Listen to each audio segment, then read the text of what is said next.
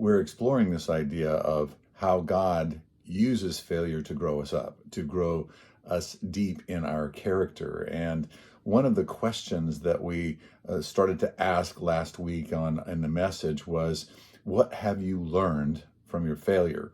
A lot of times what ends up happening is we fail at something. Maybe it's an epic fail, and what ends up happening is we kind of make this broad judgment. I'll never try that again. I'll never do this kind of thing again, especially if we were trying something new and we weren't particularly good at it. Like we got on a tennis court and we're absolutely tragic, or we got on a golf course and we're absolutely tragic, that we will learn from our failure and we'll just basically say, I'm absolutely terrified of that. I don't want to look like I'm stupid. I don't want to be humiliated, so I'm not going to do that again. That's not what I'm talking about when we're talking about learning from failure. What we're talking about learning from failure is that we take steps out, and when we do that, we don't get it right the first time. And because we don't get it right the first time, often we think, oh gosh, these other people are so good at this, I'll just let them do that. Or and instead of learning from the failure and saying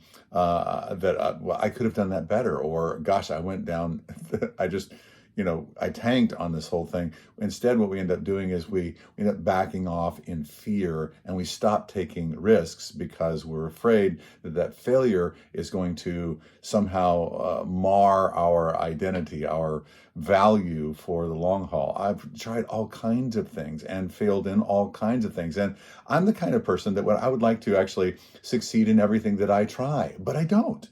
And in those things, when you try something new and when you don't succeed, what did you learn from that? Maybe you learned that I need to go get somebody and help me that knows how to do this, but I am too proud to do that. Those are things that you learn from that, and then you actually make the choices to do something different in order to get a different result the next time you try it.